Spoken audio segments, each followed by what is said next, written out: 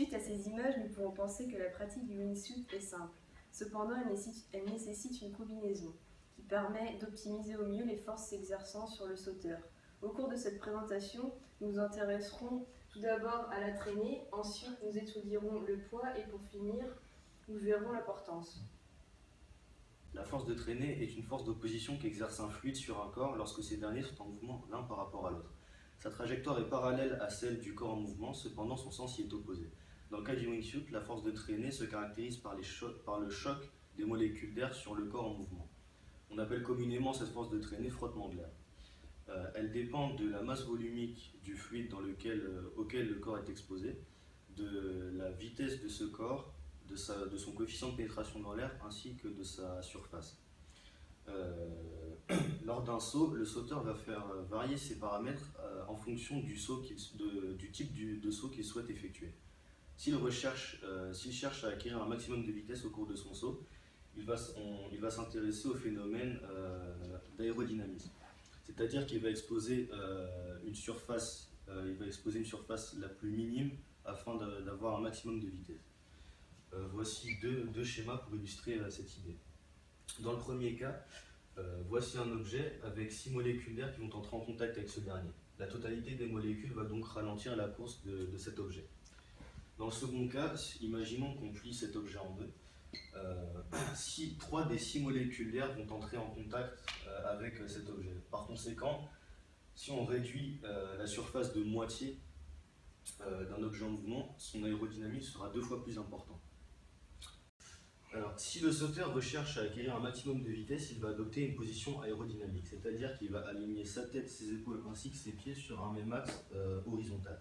Par conséquent, il va exposer une surface face aux molécules d'air la plus minime possible. Si on représente ces molécules d'air par mon bras, si je passe au-dessus du sauteur, on va s'apercevoir qu'à aucun moment je rentre en contact avec ce dernier. Cependant, s'il souhaite ralentir, s'il modifie par exemple la position de ses jambes, on va s'apercevoir que mon bras va entrer en contact avec ses jambes. Par conséquent, je vais ralentir le sauteur.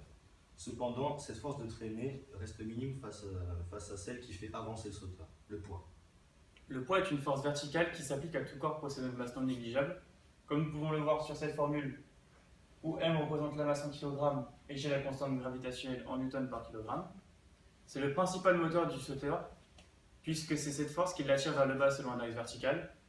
Le principe du wingsuit est de transformer la vitesse verticale en vitesse horizontale, et l'une des principales forces permettant cette transformation est la portance.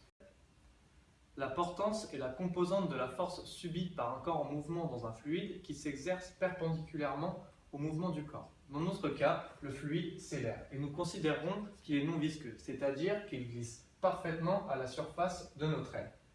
Lorsque le sauteur commence sa chute, il va prendre une vitesse et les particules d'air vont s'accumuler au niveau du bord d'attaque. Il va y avoir une surpression.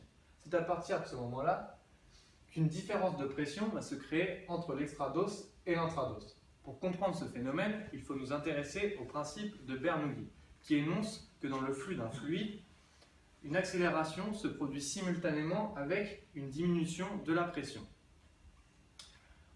Il faut savoir que 2 particules arrivant en même temps au niveau du bord d'attaque devront se retrouver en même temps au niveau du bord de fuite.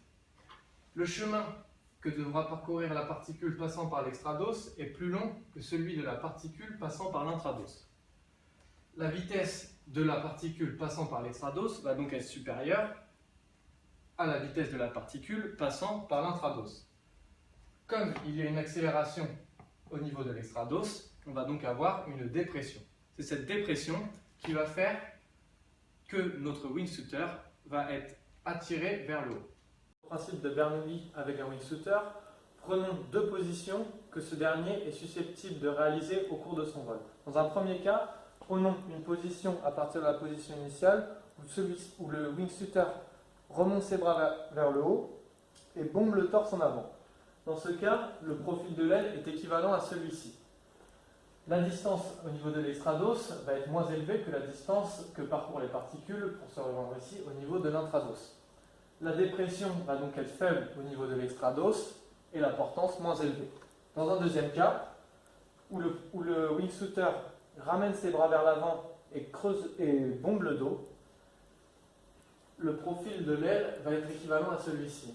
Ici, l'extrados, la distance est beaucoup plus élevée que la distance au niveau de l'intrados. On va avoir une forte dépression au niveau de l'intrados et donc la portance va être plus élevée. Celle-ci s'opposant au poids, il va descendre moins vite.